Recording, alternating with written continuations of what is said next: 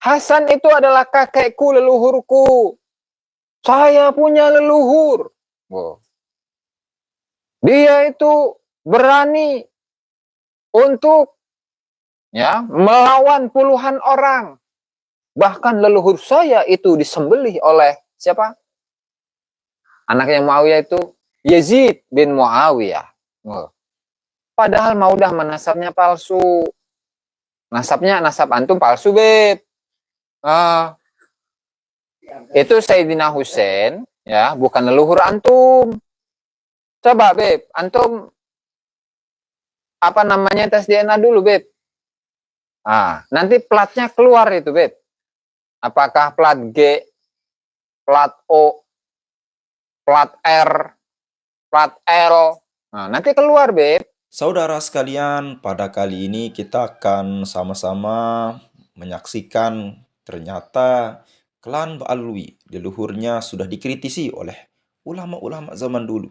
Salah satunya ulama terkenal yang bernama Ibnul Al-Jauzi dalam kitabnya yaitu Talbisul Iblis, yaitu perkataan-perkataan iblis atau tipu daya iblis. Nah, selengkapnya mari kita sama-sama simak apa yang disampaikan oleh Ibnu Al-Jauzi dalam kitabnya. Silahkan. Seorang ulama hadis yang wafat pada tahun 597. Kemudian siapa namanya? Beliau memiliki banyak karya yang diantaranya itu adalah kitab Talbis Iblis. Nanti kita akan uraikan apa isi dari kitab ini. Kemudian salah satunya itu juga ada kitab Al-Mawdu'at, yaitu hadis-hadis palsu. Nah, berkaitan dengan Al-Imam Ibnul Jauzi, ketika melihat masanya, kalau dibandingkan dengan siapa namanya, tokoh-tokoh dari para leluhur habaib, para leluhur Ba'alawi, itu sezaman dengan Al-Faqih Al-Muqaddam atau ayahnya ya, Walidul Faqih. Jadi Imam Ibnul Jauzi adalah seorang ulama kenamaan, sangat dikenal oleh masyarakat, sangat dikenal oleh para ulama-ulama Islam, ya. Dan beliau ini memiliki salah satu karya ya. Oke, kita kembali lagi. Nama dari Al-Imam Ibnul Jauzi Abul Faraj Abdurrahman ibn Abil Hasan bin Ali Al-Qurashi At-Taimi Al-Bakri. Berarti beliau itu masih Bani Taim. Al-Bakri berarti keturunan dari Sayyidina Abu Bakar As-Siddiq. Beliau pun juga orang Quraisy dan ini terkonfirmasi sebagai orang Quraisy begitu. Ya. Kemudian beliau lahir pada tahun 510. Meninggal pada tahun 597, artinya beliau memiliki umur 87 tahun.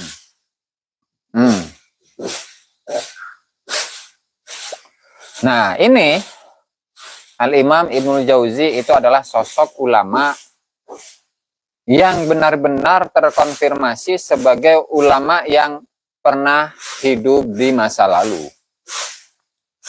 Berbeda dengan leluhurnya Al-Habib Muhammad Syihab yang memiliki gelar Al-Faqih. Ini, Beb, perlu antum ketahui, Beb. Katanya leluhur antum itu Al-Faqih Muqaddam itu adalah seorang ulama yang sangat terkenal. Imamus syariati wal apa itu? Wal haqiqah.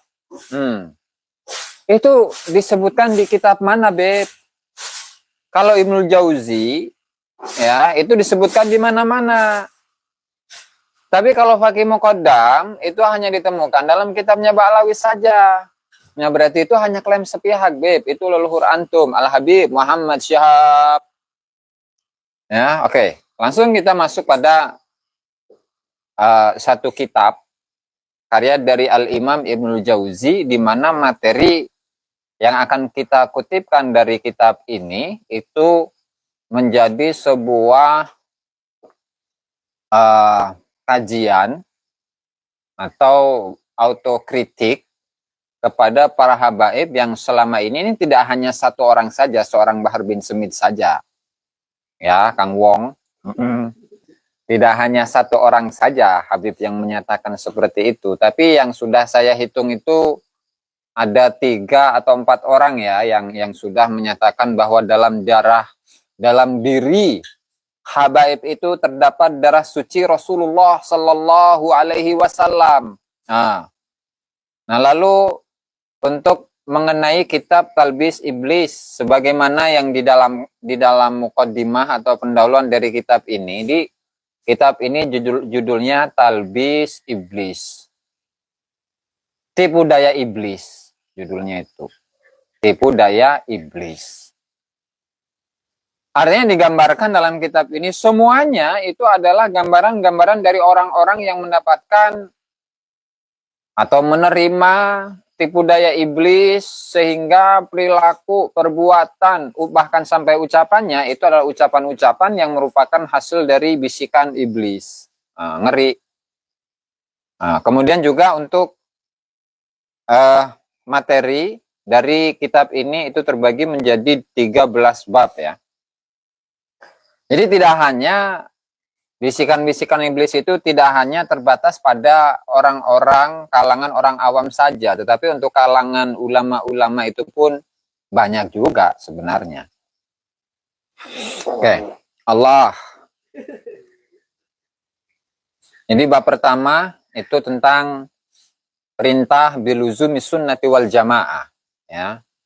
Perintah untuk konsisten dalam melaksanakan ajaran ahlus sunnah wal jamaah. Kedua, zammul bid'ah wal mubtadi'in, mencaci bid'ah serta pelaku-pelaku bid'ah. Yang ketiga, at-tahdzir min fitani iblis wa makayidihi, itu mewanti-wanti dari fitnah-fitnahnya iblis dan tipuan-tipuan iblis. Yang keempat, makna talbis wal wurur, makna dari tipuan.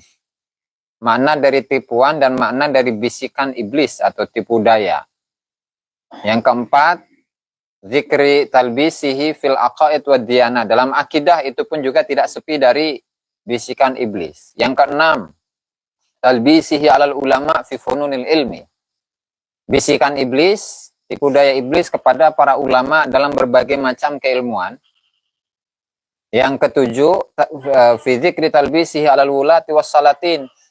Tipu daya iblis kepada para pemimpin dan kepada para raja.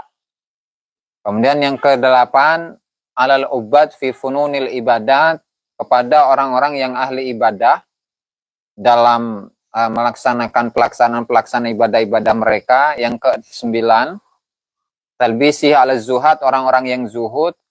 Ke-10, talbisi ala sufiyah, tipu daya setan kepada tipu daya iblis kepada para pelajar-pelajar tasawuf. Kemudian yang ke-11 itu talbisihi alal mutadayyinina bima yushbihul karamat. Tipu daya iblis kepada orang-orang yang percaya kepada sesuatu yang menyerupai garamah.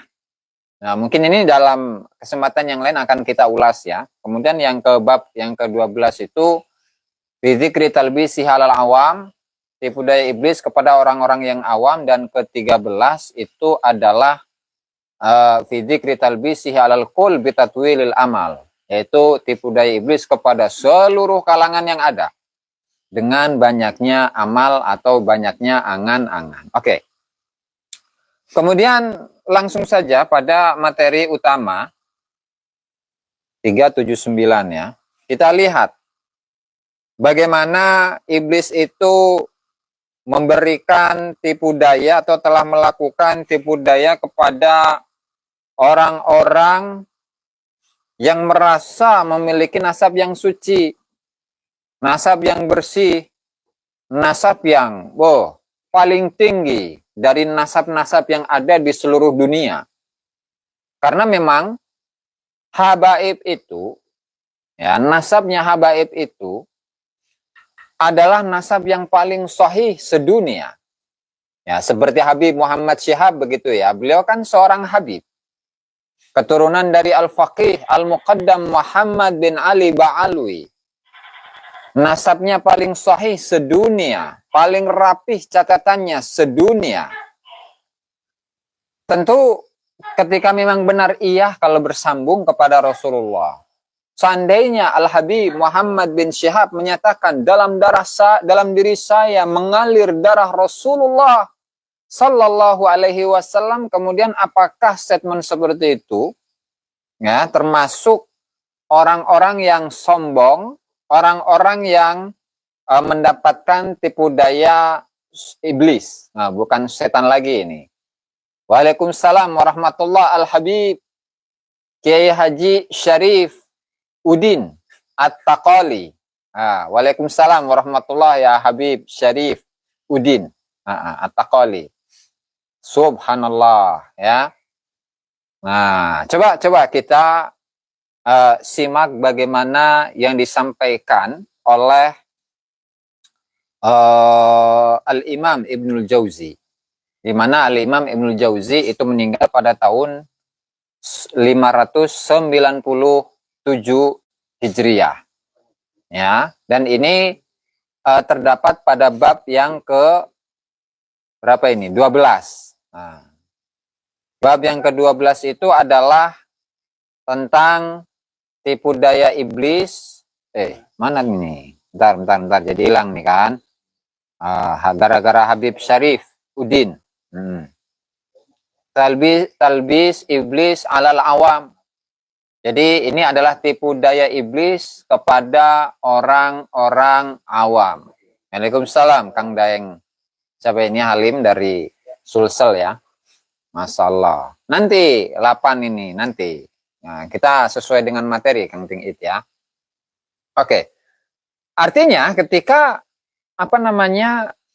tertipu oleh tipu daya iblis dengan hal yang kaitannya itu adalah dengan hal yang kaitannya dengan nasab, itu sebenarnya masuk dalam kategori orang awam. Jadi mohon didengarkan, Beb. Al-Habib.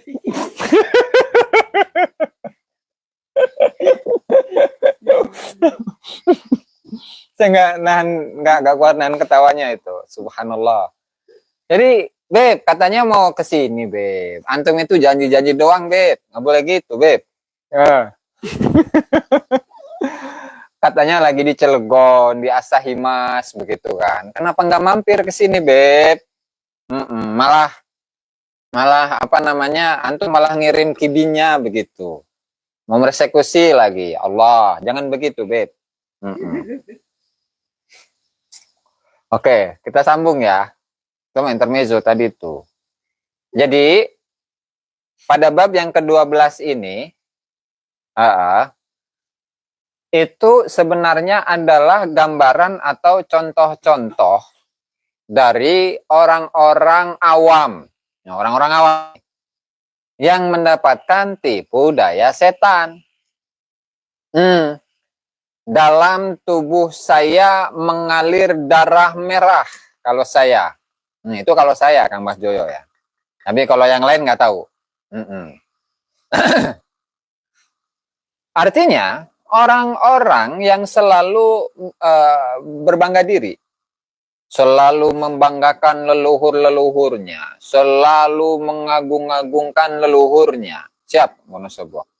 Selalu mengglorifikasi, membesar-besarkan, meninggi-ninggikan, mempromosikan kemana-mana terhadap leluhur-leluhurnya.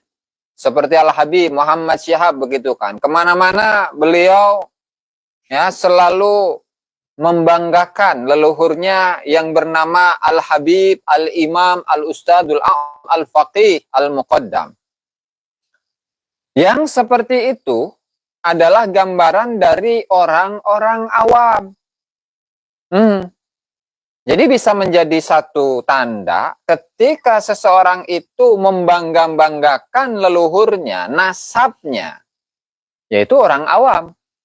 Udah mah orang awam, ya. Kemudian dia itu apa? Tertipu oleh setan. Meskipun Beb Muhammad Syihab, saya ini orang awam, ya. Ini bukan aneh. Bukan aneh-aneh, Beb. Karena yang saya bacakan itu kitab. Sementara kitab-kitabnya leluhur-leluhur antum itu fiksi, Beb. Seperti apa? Seperti misalkan cerita atau karya sastra, novel lah ya, Gunung Tangkuban Tangkuban Perahu. Ya. Nah, itu fiksi itu. Atau Danau Toba. Atau Malin Kundang. Nah, jadi leluhur-leluhur antum, Beb. Nah, leluhur antum itu, ya, itu berada di dalam kisah seperti kisah 1001 malam. Jadi ya mirip-mirip lah 11-12 dengan Superman, dengan Batman. Pokok dongeng gitulah intinya ya. Oke, kita lanjut. Nah, kemudian langsung pada materi 79. Nah, wa min talbisihi alaihim an yakuna li ahadihim nasabun ma'rufun fayaghtarru binasabihi. Nah, ini kata Al-Imam Ibnul Jauzi. Ibnul Jauzi mengatakan termasuk dari tipu daya iblis kepada orang-orang awam. Ketika salah satu dari orang awam itu memiliki sebuah nasab yang ma'ruf, sebuah nasab yang masyhur, populer di kalangan masyarakat, yang bersambung kepada Rasulullah Sallallahu Alaihi Wasallam, dan dia tertipu dengan nasabnya. Nah, berarti itu adalah contoh dari tipu daya iblis. Itu. Udah mah dia orang awam. Kemudian ditambah lagi apa? Dia mendapatkan tipu daya iblis. Kasihan deh lo, Beb. Muhammad Syihab. Beb. Nah, ini mohon didengarkan, Beb. Antum jangan ngambek gitu, Beb. Tentang saya itu ngebahas Fakih Muqaddam terus antum ngambek. Nggak boleh gitu, Beb. Ya, Beb ya. Fayaghtarru binasabihi. Kemudian dia tertipu dengan nasabnya. Fayaqulu, kemudian dia mengatakan, ana min auladi Abi Bakar. Saya ini termasuk dari anak cucunya Abu Bakar. Nah, kan kalau leluhur antum, Beb, Muhammad Syihab, itu kan ada Abu Bakar As-Sakron. Saya ini adalah keturunan dari Abu Bakar As-Sakron. Apa arti As-Sakron? As-Sakron itu artinya mabok. Artinya gila. Bahkan kemarin kalau melihat dari komentarnya Kiai Alawi itu ngeri itu. Habib Abu Bakar As-Sakron disebut Dajjal, coba. Meskipun saya ya nggak enak lah ngomong kayak gitu, tapi nggak harus mendajal-dajalkannya. Oke, itu intermezzo ya. Ana min auladi Abi Bakar. Saya ini termasuk dari anak keturunan Sayyidina Abu Bakar. Wa hadza yaqul ana min auladi Ali. Dan dia atau orang yang lain mengatakan saya termasuk anak cucu Sayyidina Ali. Wa hadza yaqul, dan ini mengatakan ana syarif. Saya adalah seorang syarif min auladil Hasan awil Husain. Husain itu adalah kakekku. Hasan itu adalah kakekku, leluhurku. Saya punya leluhur. Dia itu berani untuk ya melawan puluhan orang. Bahkan leluhur saya itu disembelih oleh siapa? Anaknya Muawiyah itu Yazid bin Muawiyah. Padahal mau dah nasabnya palsu. Nasab antum palsu, Beb. Itu Sayyidina Husain, ya, bukan leluhur antum. Coba, Beb, antum apa namanya tes DNA dulu, Beb. Nanti platnya keluar itu, Beb. Apakah plat G, plat O, plat R, plat L. Nanti keluar, Beb. Supaya apa? Supaya untuk menyingkronkan tadi. Dengan mengaku-ngaku bahwasanya leluhurnya itu adalah Sayyidina Husain, Sayyidina Ali, Zainal Abidin, Muhammadil Baqir, Ja'far As-Sadiq, Ali Al-Uraidi, dan seterusnya. Nah, biar sinkron, Beb.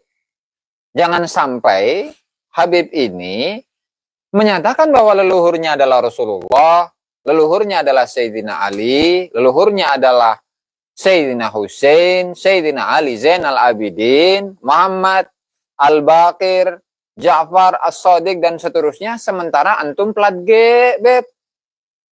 Biar sinkron begitu loh, Beb. Nah, biar pas. Kata Kang Bah Joyo, sudah cenah. Hasil DNA-nya Al-Habib Muhammad Syihab itu DNA mak lampir. Iya, Beb. Beb, jangan pura-pura ini, Beb. Jangan pura-pura budek, Beb. Ya. Pukima cenah. Nggak boleh gitu, Beb. Ya. Oke, lanjut. Artinya ketika dia menyatakan seperti itu, ya dia berarti orang awam. Ya padahal kan yang mengatakan misalkan seperti apa? Pak Novel Alay Drus. Nah, Bapak Novel Alay Drus. Dia mengatakan apa? Kalau habaib aman di Indonesia, jika habaib aman, maka Indonesia aman. Jika habaib itu tidak aman, ya maka Indonesia siap-siap untuk menerima azab dari Allah Subhanahu wa Ta'ala. Au fi ma'nahu ya, karena saya nggak hafal redaksi lengkapnya. Ya walhasil samalah ya. Artinya di situ ada gambaran bahwasannya dia itu yang mengunggul-unggulkan nasab. Habaib itu tidak boleh dikritisi, habaib tidak boleh dikoreksi. Habaib itu tidak boleh dikritik. Masa untuk menunjukkan bahwa habaib itu adalah dzurriyyah Nabi Muhammad Sallallahu Alaihi Wasallam itu cukup dengan mengeluarkan buku hijau, paspor itu yang dikeluarkan oleh Robitoh Alawiyah. Ya mana ada seperti itu. Artinya kembali ke tadi, bahwasanya Bapak Novel Ali Drus, meskipun beliau ini ya disebut oleh masyarakat sebagai seorang ulama, sebagai seorang ustaz, sebagai orang yang berilmu, tetapi ketika masih mengunggulkan nasab, berarti itu masuk dalam kategori orang awam. Kenapa? Ya karena pengaplikasian orang-orang yang tertipu oleh nasab itu hanya bagi kalangan orang awam. Karena orang yang berilmu tidak mungkin seperti itu. Nah, kemudian ada pertanyaan lah, bagaimana ketika Al-Habib Ali bin Abu Bakar As-Sakran yang menuliskan sebuah kitab bernama Al-Burqatul Musyiqah, kemudian menyatakan wahadzan nasabut tahir wal intisabul fakhir ila Rasulullah sallallahu alaihi wasallam, ya sama. Meskipun beliau adalah dianggap oleh orang lain, orang banyak sebagai para ulama, tetapi tetap mengunggul-unggulkan nasab, ya, maka itu masuk dalam kategori orang awam. Makanya kenapa nih, sebagai sebuah contoh, dalam sebuah kitab yang ditulis, yang disusun oleh Syekh Abdul Qadir Al-Jilani rahimahullah dalam kitabnya Al-Fathur Rabbani, ya.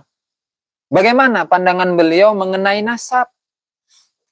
Padahal kita sudah kenal semua bahwa Syekh Abdul Qadir Al-Jilani seorang ulama, seorang ahli sufi, seorang wali yang terkenal, yang populer di mana-mana, bahkan orang Indonesia itu kenalnya dengan Syekh Abdul Qadir. Orang Indonesia itu tidak kenal, masyarakat Indonesia itu tidak kenal dengan yang namanya Faqih Muqaddam.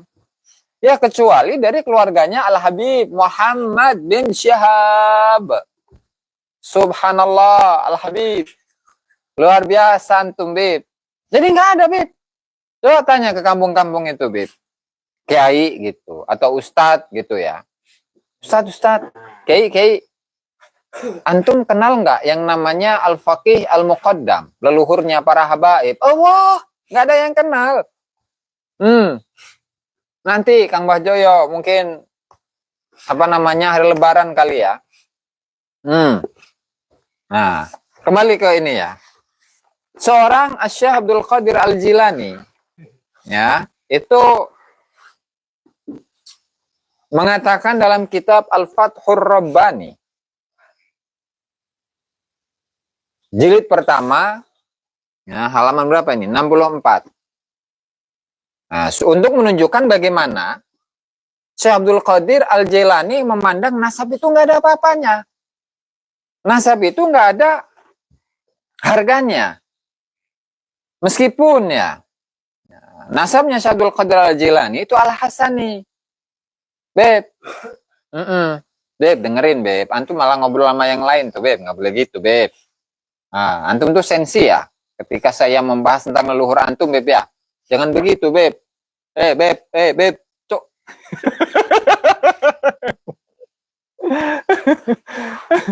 Nah, di sini nih. Beliau membahas tentang nasab. Padahal nasab beliau bersambung kepada Rasulullah. Idza dakhalta alayya fadkhul waqad azalta ilmaka wa amalaka wa lisanaka wa nasabaka wa hasabaka ma'anisyani malika wa ahlika. Ketika engkau itu masuk, datang kepada aku, maka masuklah, silakan. Karena saya nggak milih-milih orang. Siapa yang pantas untuk menjadi muridku, siapa yang boleh untuk menjadi muridku. Enggak. Silakan. Nah, tetapi engkau ketika masuk kepadaku, waqad azalta ilmuka, ilmumu harus dihilangkan. Artinya engkau itu tidak boleh merasa engkaulah yang memiliki ilmu, sehingga engkau, oh ini loh saya adalah orang yang berilmu. Jangan, karena itu adalah penyakit.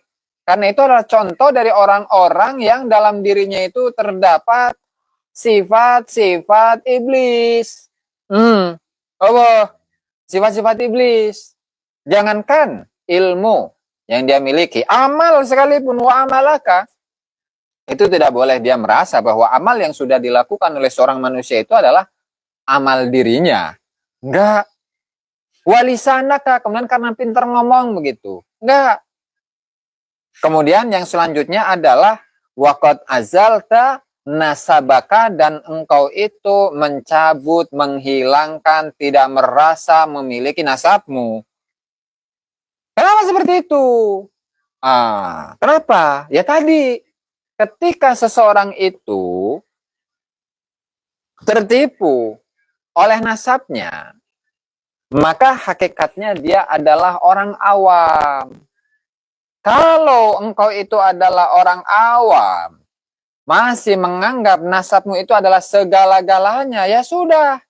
Nggak jadi tuh yang namanya wali gutub, nggak ada tuh Beb. Berarti Habib Ali bin Abu Bakar As-Sakron ketika menyatakan ini adalah nasab yang suci, ini adalah nasab yang bersih, ini adalah nasab yang sudah disepakati oleh para ulama dari berbagai bidang, sudah diijma oleh para ulama, sudah dikonsensuskan oleh para ulama. Ya kalau mengacu kepada apa yang disampaikan oleh Al-Imam Ibnul Jauzi, itu berarti menunjukkan bahwa mereka-mereka itu adalah orang-orang yang awam. Gitu. Siap, Kang Muhammad Fauzan dari Kudus. Wani Beb. Tenang Beb. Oke, kita lanjut ya, karena masih lumayan ini. Baru setengah jam lagi nih kan. Oke. Ini ada komentar dari Mbak Kesha Gozia. Bikin investigasi langsung ke Tarim. Bikin kajian khusus dengan lokal ataupun ahli sejarah di sana untuk mempertegas dan memperjelas kedobosan Ba'lawi. Hatur nuhun, sami-sami. Itu sudah ada sebagian teman yang ada di sana itu, Mbak. Yang menginvestigasi langsung ke sana. Oke, kita lanjut ya. Au yakul, atau seseorang itu mengatakan ana qaribun nasab, saya ini adalah orang yang dekat nasabnya min fulan al-alim, dari fulan al-alim. Atau min fulan az-zahid, atau dari fulan az-zahid. Atau wa haula'i yabnuna amrahum ala amrain. Oke, sebentar. Sebelum komentarnya ini ya. Artinya Imam Ibnu Jauzi itu pun juga mengomentari mereka-mereka yang mengatakan, oh leluhur saya ini adalah para aulia. Bismillah, ngopi dulu. Leluhur saya ini adalah para wali-wali Allah. Leluhur saya ini adalah para wali-wali gutub. Leluhur saya ini adalah orang-orang yang dekat dengan Allah Subhanahu wa taala, yang bersambung nasabnya kepada Rasulullah sallallahu alaihi wasallam. Kan Habib Muhammad sering ngomong gitu kan, Beb? Ngaku, Beb, ngaku. Jangan pura-pura, Beb. Pura-pura tidur lagi. Siap, waalaikumsalam Kang Muharrar. Subhanallah. Leluhur saya ini, mereka adalah para wali-wali ghaus. Apa itu wali ghaus? Nanti kita ulas. Maka orang yang seperti ini, ya, orang yang seperti ini dikritisi nih oleh Al-Imam Ibnu Jauzi dengan mengatakan, wa haula'i yabnuna amrahum ala amrain. Mereka ini punya dua hal. Ada dua hal yang mereka gunakan, ada dua hal yang mereka jadikan sandaran. Apa itu yang pertama? Yang pertama, annahum yuqilluna man ahabba insanan. Yaquluna, maaf ya. Annahum yaquluna man ahabba insanan ahabba auladahu wa ahlahu. Ini persis ini. Artinya argumentasi yang mereka gunakan itu apa? Nah, siap, doakan doa daun. Argumentasi yang mereka gunakan apa? Satu, pasti mereka akan menyatakan, kalau kalian itu cinta kepada Rasulullah, pasti kalian itu akan mencintai anak-anaknya. Pasti kalian itu akan mencintai cucu-cucunya. Pasti kalian itu akan mencintai anak keturunannya Rasulullah Sallallahu Alaihi Wasallam. Siapa itu? Habaib Balawi. Siapa lagi? Dan inilah yang selalu digunakan oleh banyak dari kalangan habaib ketika ya menyitir sebuah hadis. Man adali waliyan faqad adzantuhu bil harb. Barang siapa yang memusuhi seorang wali Allah, maka sungguh dia telah berani, telah menentang kepada Allah Subhanahu wa taala dengan sebuah peperangan. Atau man adza Fatimata faqad adzani. Barang siapa yang menyakiti Siti Fatimah, maka dia telah menyakitiku. Wa man adzani faqad adallah. Dan barang siapa yang menyakitiku, menyakiti Rasulullah, maka dia telah menentang Allah Subhanahu wa taala. Jadi selalu itu dan itu yang digunakan untuk melegitimasi kebenaran dari nasabnya dan mendapatkan kehormatan dari orang lain agar seluruh masyarakat Indonesia itu mencintai para habaib dan takut kualat kepada habaib, karena ketika tidak memuliakan habib maka langsung selalu mengatasnamakan kepada Rasulullah Sallallahu Alaihi Wasallam. Tuh sudah terbaca di sini talbis iblis, dan itu adalah tipu daya iblis, begitu. Siap, Kang Roni. Itu baru satu argumentasi yang digunakan ya, argumentasi pertama yang digunakan. Kemudian argumentasi yang kedua apa? Wasani anna haula'i lahum syafa'ah. Yang kedua, mereka ini memiliki syafaat. Wa ahaqqu man syafa'u fihi ahluhum wa auladuh. Yang orang yang paling berhak untuk mendapatkan syafaat Rasulullah Sallallahu Alaihi Wasallam itu adalah keluarga dan anak keturunannya. Maka dua hal inilah yang menjadi argumentasi. Mungkin dulu, kalau sekarang itu sudah nggak laku ya. Kalau dulu masih laku itu, masih orang pada takut itu. Yang pertama, ketika seseorang mencintai Rasulullah, maka anak cucunya itu, ya maksudnya ya Habib, itu harus dicintai juga. Kemudian yang kedua, ketika Rasulullah memiliki syafaat, maka orang-orang yang pasti mendapatkan syafaat Rasulullah itu ya anak-anaknya, pasti kan begitu. Sudah terbaca oleh Al-Imam Ibnul Jauzi. Pertanyaannya sekarang, ini Al-Habib, ini jangan ini Beb, jangan pura-pura budek Beb, ya. Apalagi pura-pura tidur, pura-pura nggak denger gitu kan. Antum begitu nggak Beb? Yang pertama, ketika ingin mendapatkan ya kecintaan masyarakat, agar masyarakat itu mencintai antum wahai Habib, maka antum itu menyitir banyak hadis tentang bagaimana apa istilahnya, hadis-hadis yang memotivasi untuk mencintai Rasulullah. Lalu kemudian habaib ini mengklaim ketika seseorang itu mencintai Rasulullah ya harus mencintai anak cucunya. Itu siapa? Habib. Itu satu. Kemudian yang kedua, itu yang memiliki syafaat itu adalah Rasulullah. Sehingga orang-orang yang pasti diberi syafaat oleh Rasulullah itu adalah anak-anaknya. Siapa anak-anaknya? Habib. Sudah ada ternyata di sini. Dan itu sudah lagu lama, Beb. Lagu lama. Nggak tahu tuh sekarang masih laku atau enggak itu. Setelah ada penelitian Kiai Haji Imaduddin Utsman Al-Bantani. Nggak tahu masih laku apa enggak itu. Nah, sepertinya ya sudah surut begitu kan. Takut sama istri, jangan sama Habib Gus. Oh, subhanallah begitu ya. Oke, DNA-nya G ya, bukan berarti. Kalau DNA-nya G, nah, berarti bukan. Karena seminimal-minimalnya itu ya J dulu. Begitu. Ceria malam ini kenapa?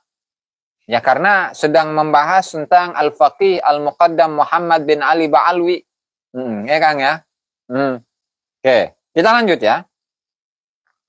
Wakilal amraini ghalatun. Dan dua hal ini adalah sebuah kesalahan. Nah, dua hal tadi yang harus mencintai anak cucu Rasulullah, kemudian membawa atas nama syafaat Nabi Muhammad Sallallahu Alaihi Wasallam, itu pun juga salah. Ghalat, salah. Salah itu. Kenapa? Nah, dibahaslah oleh beliau ini ya. Fa'ammal mahabbah falaisat mahabbatullahi azza wa jalla ka mahabbatil adamiyyin. Ya karena ketika membicarakan tentang cinta Allah, itu ya nggak sama kecintaan Allah dengan cintanya makhluk. Wa innama yuhibbu man ata'ahu. Karena Allah Ta'ala itu mencintai orang-orang yang taat kepada Allah. Jadi ketika mereka itu menyatakan, kalau kalian itu benci kepada habaib, benci kepada ahlul bait, apakah kalian tidak malu kepada Rasulullah Sallallahu Alaihi Wasallam? Nanti dulu bos. Ini kita berbicara tentang agama. Kita berbicara tentang ajaran Rasulullah. Jangan dikit-dikit membawa ajaran Rasulullah, mengatasnamakan Rasulullah, sementara kalian itu tidak mengerti apa perbedaan antara cinta yang dimiliki oleh manusia dan cinta Allah Subhanahu wa Ta'ala. Karena kalau cintanya Allah, karena kalau cintanya Allah Ta'ala itu hanya mencintai kepada orang-orang yang taat. Nah, bagaimana dengan cucunya Faqih Muqaddam ketika mereka itu tidak melakukan ketaatan kepada Allah Ta'ala? Ya kalau mereka tidak taat kepada Allah Ta'ala, ya sudah neraka. Neraka itu pun kalau benar nyambung, apalagi tidak framing lagi, apalagi tidak bersambung kenasapannya kepada Rasulullah, malunya 2 kali itu bos, gitu loh, malunya dua kali. Udah mah dia itu salah dalam pemahaman keagamaannya, nah yang kedua dia tidak bersambung kenasapannya kepada Rasulullah Shallallahu Alaihi Wasallam, begitu. Oke, saudara sekalian, itu tadi secara singkat ya dibahas oleh Gus Jazuli, di mana di dalam kitab Talbisul Iblis atau tipu daya iblis itu mengatakan bahwasanya banyak perkataan-perkataan daripada habaib ini ketika mereka mengagung-agungkan nasab mereka, terutama apa yang sering disampaikan oleh Habib Novel ya. Habib Novel ini memang yang paling gencar-gencarnya. Salah satu perkataan dia yang paling terkenal itu ketika Indonesia aman, itu harus daripada memuliakan atau tidak menyakiti daripada para habaib, saudara sekalian. Indonesia akan tetap aman, Indonesia akan tetap makmur. Itu ketika para habibnya merasa aman, saudara sekalian. Ketika ada orang yang berani mengusik habaib, itu pasti Indonesia akan dilanda kehancuran. Ditunggu saja. Itu salah satu perkataan dari Habib Novel, saudara sekalian. Tentunya ini adalah perkataan orang awam, bukan perkataan orang ulama. Nah, jadi ini yang dibahas dalam kitab yang tadi, saudara sekalian. Tapi hal yang paling mengejutkan, saudara sekalian, ternyata ada seorang ulama yang hidup pada zaman dulu, yaitu tepatnya pada abad ke-6, saudara sekalian. Ya, 557 Masehi. Ternyata hidup pada itu sekitar itulah 557 Hijriah ya wafatnya. Nah, ternyata saudara sekalian itu mengkritisi habis-habisan nasab daripada klan Ba'alwi atau perkataan-perkataan mereka. Nah, di sini bisa kita simpulkan saudara sekalian, itu leluhur klan Ba'alwi ini memang sudah dari dulu, saudara sekalian. Ini mengaku-ngaku dan sebagainya. Oleh karena itu kita tidak heran ada pada abad ke 4, 5, 6, 7, 8 itu 5 abad atau 500 tahun itu terjadi kekosongan. Karena memang pada abad-abad itu ulama-ulama yang terkenal pada abad ini memang lagi gencar-gencarnya. Mungkin ketika mereka mengaku daripada zuriyah, bagian dari zuriyah Nabi Muhammad SAW, itu langsung akan langsung akan disangkal oleh ulama-ulama yang cerdas pada zaman itu. Salah satunya Ibnu al-Jauzi ini. Ini salah satu ulama yang banyak karyanya, saudara sekalian. Nah, ini menunjukkan bahwasanya mereka ini tidak baik, saudara sekalian. Baru pada abad ke-9 itu datang Ibnu Asyakron ya. Ibu Abu Bakar Asyakron ya, sorry. Abu Bakar Asyakron itu mengarang kitab yang luar biasa. Dan dengan kitab itu klan Ba'alwi mengambil dalil, padahal kitab itu memang sudah ada pada abad ke-9. Sedangkan ada kitab yang lebih utama atau lebih tua, yaitu Syajaratul Mubarakah yang dikarang oleh Imam Fakhrul Razi, saudara sekalian. Ini adalah kitab yang paling tua daripada kitab nasab. Nah, oleh karena itu kalian atau kita sendiri sebagai penonton yang menilai apakah mana yang benar, mana karya fiksi, mana karya yang nyata, saudara sekali. Karena itu mudah-mudahan video yang kita putar tadi bermanfaat ya, dari Gus Jazuli, luar biasa. Ya, mungkin hanya ini yang dapat kita sampaikan. Sekian, assalamualaikum warahmatullahi wabarakatuh.